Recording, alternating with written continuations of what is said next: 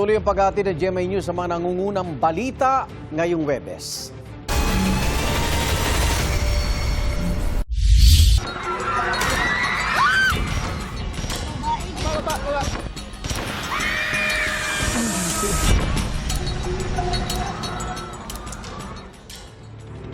Naghihintay pa rin ng relief goods ang mga residente ng Glan, Sarangani na naapekto ng magnitude 7.8 na lindol itong Lunes. Pahirapan po kasi ang pagdadala ng tulong doon dahil sa mga nasirang kalsada. Nangako naman si Pangulong Bongbong Marcos na kabilang sila sa hahatiran ng assistance ng gobyerno. May unang balita si Maki Pulido. Mula sa ere, kita kung paanong nabali ng magnitude 7.8 na lindol ang Sapu-Masla Bridge sa Malapatan, Sarangani. Sa aerial survey ng PHIVOLCS, kita rin ang pinsala sa dike at mga gumuho o di kaya'y tumagilid na bahay. Para makabiyahe na ang mga sasakyan hanggang sa bayan ng Glan, target na maayos ang kalsadang nabiyak at tila hiniwa-hiwa ang semento. Dahil ginagawa na raw ng DPWH yung portion ng highway na nagkabiyak-biyak ay pinagbabawalan dumaan kahit na mga tao, hindi lamang mga sasakyan. So para makarating tayo, lampas nun, para malampasan natin, kailangan sumakay tayo ng bangka. Nagdeklara na ng state of calamity ang buong lalawigan ng Sarangani para magamit ang emergency funds at mapabilis ang relief efforts. Tulong na kailangan ng maraming biktima ng lindol.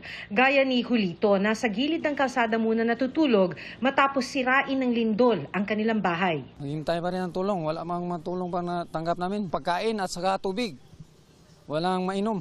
3 araw na ring naghihintay ng kahit kaunting tulong si Ronald Zubel. Gustuhin mang kumita, wala namang nag-aarkila ng kanyang bangka mula ng lumindol. Sa oras na maubos ang kanilang 5 kilong bigas, wala na raw siyang maipapakain sa 3 niyang anak. Lapit na maubos, ma'am. Kunti na lang.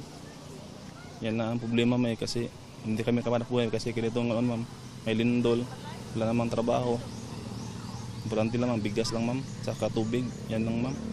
Sumtulugan ng anak namin. Sabi ng lokal na pamahalaan ng Glan, pahirapan talaga ang pagdating ng relief goods, kaya't hinihintay nilang maayos ang kalsada para mapabilis ang pagdating ng tulong. Sa mga naghihintay ng tulong, naiintindihan namin sa humingi lang kami ng pasyensya. Kami gusto talaga namin makarating agad.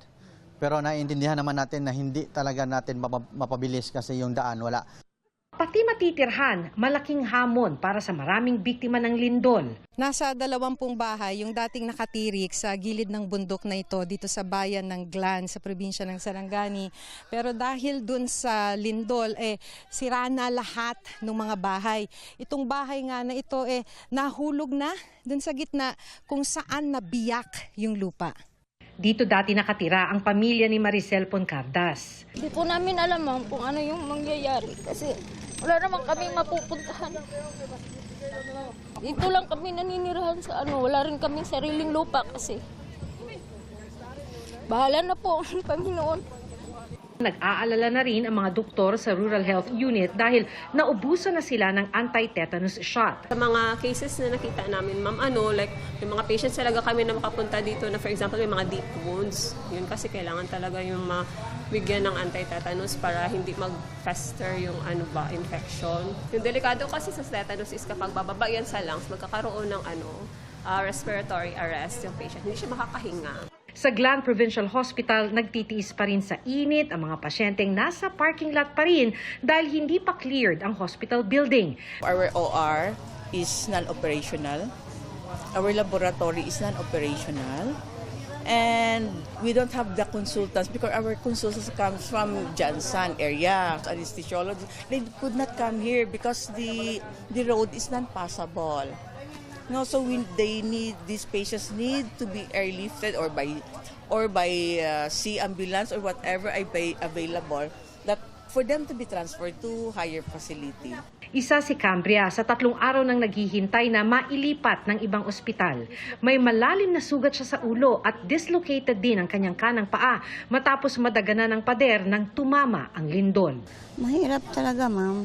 Pero tiniis ko na lang ang hirap para madala ako sa ospital. Isang Sarangani sa mga pinangakuan ni Pangulong Bongbong Marcos ng tulong sa kanyang pagbisita sa General Santos City. Ayon sa Pangulo, 50,000 pisong tulong ang matatanggap ng mga namatayan sa lindol. Those areas naman na hindi kayang pasukin ng mga sasakyan para sa mga engineer natin, para sa mga magbubuo ulit ng mga sistema natin, ay yung relief goods, nakapag-deliver na tayo, nag-helicopter na tayo, places like Glan na hindi pa hanggang ngayon, walang road passages. Isa sa mga binisita ng Pangulo ang napinsalang outpatient facility building ng St. Elizabeth Hospital. Kita pa mga gumuhong semento mula sa pader ng gusali na nagtamo rin ng mga malalaking bitak kaya di na raw mapapakinabangan. Nagpunta rin ang Pangulo sa Romana at Charon Integrated School sa Barangay Kalumpang at sa General Santos City National High School. Yung mga engineer ay papasok na para i-assess kung ano ba yung parte ng building na pwede pang gamitin, ano yung hindi na talaga pwede. Kailangan pabagsakin yung buong building, mabigyan tayo ng informasyon tungkol dyan. Ayon sa DepEd, mahigit 1,000 pampublikong paaralan sa 5 rehiyon ang nagtamo ng pinsala dahil sa magnitude 7.8 na lindol. Nauna nang iniutos ni Pangulong Bongbong Marcos na suspendido until further notice ang klase sa lahat ng antas sa mga apektadong lugar sa Mindanao. Mahirap sabihin, no? Kasi sa Gensan pa lang ang napupunta at yung Kalatig Bayan. Yung mga malalayong lugar hindi pa nga naaabot. So nag-a-assess pa tayo ng damages sa ibang lugar, sa ibang classrooms. Pero mukhang tatagal din to ng ilang buwan dahil nasa evacuation centers din yung iba. Yung iba walang mauwian, so pati teachers damay dito. Ito ang unang balita, Maki Pulido, GMA News. Bumisita si Vice President Sara Duterte sa burol ng ilang nasawi sa Sarangani dahil sa magnitude 7.8 na lindol. Nagtungo ang bise sa Malapatan, Sarangani para makiramay sa pamilya ng mag-asawang nasawi sa Barangay Tuyan. Ayon sa Office of the Vice President, ikinuwento ng mga kaanak ng mag-asawa na nasa dalampasigan sila habang naglilinis na kanilang truck nang mangyari ang lindol. Samantala, nagpadala na rin ang OVP ng food truck sa General Santos City. Ayon sa bise, para po ito sa mga first responder at rescuer doon. Nagpadala na rin daw sila ng food packs para sa mga apektadong pamilya.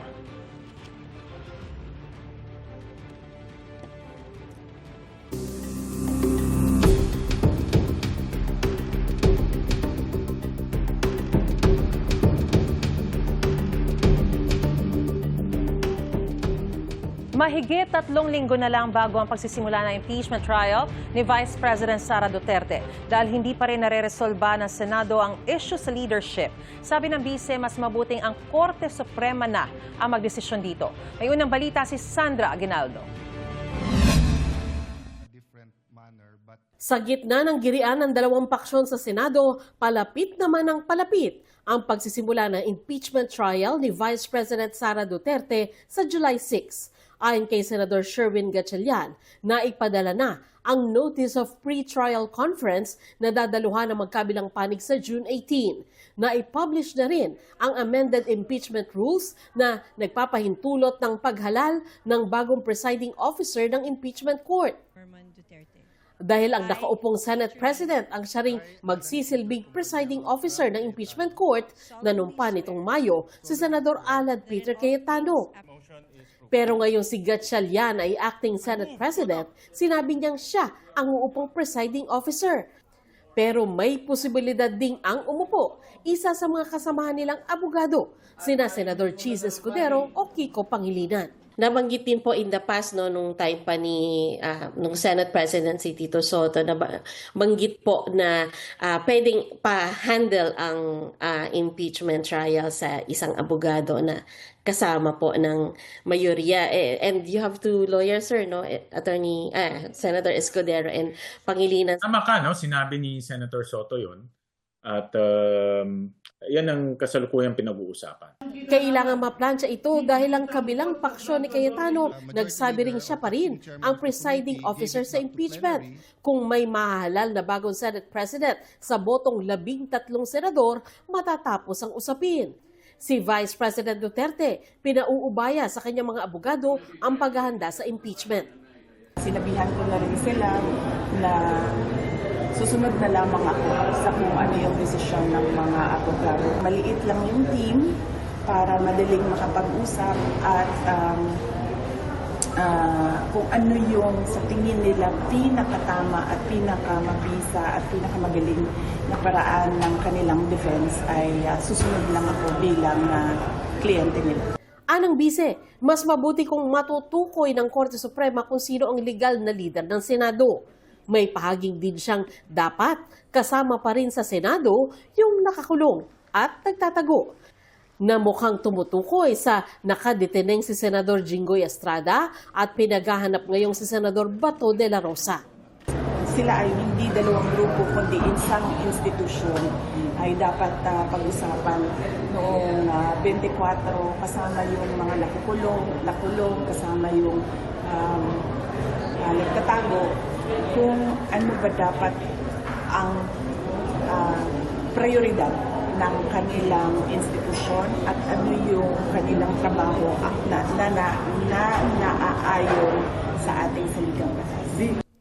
Sinabi ngayon ni Gatchalian na meron ng operational at management control ang kanyang grupo sa Senado. Siya na raw ang pumipirma ng payroll ng mga empleyado at pinatutupad ngayon ng Senado ang memo niya na work from home muna ang mga empleyado. Ang grupo rin anya nila ang kausap ng Kamara tungkol sa nalalapit na State of the Nation ng Pangulo. Ito ang unang balita. Sandra Aguinaldo, GMA News. Napag-uusapan po ang posibilidad na magkaroon ng special session ng Kongreso pero hindi pa raw ito tiyak ayon kay Senador Win Gatchalian. Sabi ni Gatchalian, patuloy pa ang kanilang konsultasyon dito at kakausapin pa niya ang Kamara at Executive Department para sa special session. Ayon sa Malacanang, nais ni Pangulong Bongbong Marcos na maayos muna ng Senado ang issue sa kanilang liderato. Para sa ilang mambabatas, kinakailangan ng special session para sa pagpasa ng mga mahalagang panukala na naudlot dahil sa mga nangyaring kaguluhan sa Senado. Nakikita ring dahilan dito ni Representative Jervy Luistro ang impeachment trial para sa paghalal ng presiding officer ng paglilitis. Sumasalamin naman daw sa administrasyon ang gulo sa Senado ayon kay Vice President Sara Duterte. Yung kaguluhan sa Senado ay nagsasalamin ng leadership ng administrasyon. Kapag wala yung direction, wala yung vision, ay nagkakanya-kanya talaga ang mga tao. Yan yung nakikita natin hindi lang sa Senado, but sa buong bansa. Mas maraming pulis ang nakadeploy ngayong umaga sa Senado. May unang balita live si Nimpa Rabilo ng Super Radio DCWB. Nimpa. Igan, bandang alas 6 ng umaga nang dumating sa Senado ang 3 truck ng pulis. Mas marami ito kumpara sa mga pulis na i-deploy sa Senado kahapon. Hanggang sa mga sandaling ito, wala pang nagbibigay ng paliwanag mula sa Senado at sa pulisya sa dahilan ng deployment ng mga pulis na mas marami kaysa sa karaniwang araw. Wala namang nakaschedule na anumang pagdinig sa Senado ngayon. Bawal ang bisita kahit ng mga senador dahil na rin sa heightened security measures. Ngayong araw dapat ang muling pulong ng Cayetano faction kasama ang 18 dating bodyguard dating Congressman Zaldico. Pero ayon kay Senator Dante Marcoleta, kanselado ito bilang respeto sa mga naapektuhan ng malakas na lindol sa Mindanao. Samantala, binaklas ang mga tent, tarpaulin at tinanggal ang standees ni Vice President Sara Duterte, Senator Ronald de la Rosa at dating Pangulong Duterte na nasa Center Island at sidewalk ng Jokno Boulevard na daan patungo sa Senado. Ayon kay Luisito Pascual ng Pasay Environment and Natural Resources Office ng Pasay City, utos ito ng LGU dahil bukod sa naka-heightened security, ang Senado na pagbigyan na ang halos isang buwan na tumira sa Jokno Boulevard at may ASEAN foreign visitors pa sa PICC. Ito ang unang balita, Nimpa Rabilo ng Super Radio DCWB, GMA News. Maraming salamat, Nimpa Rabilo ng Super Radio DCWB.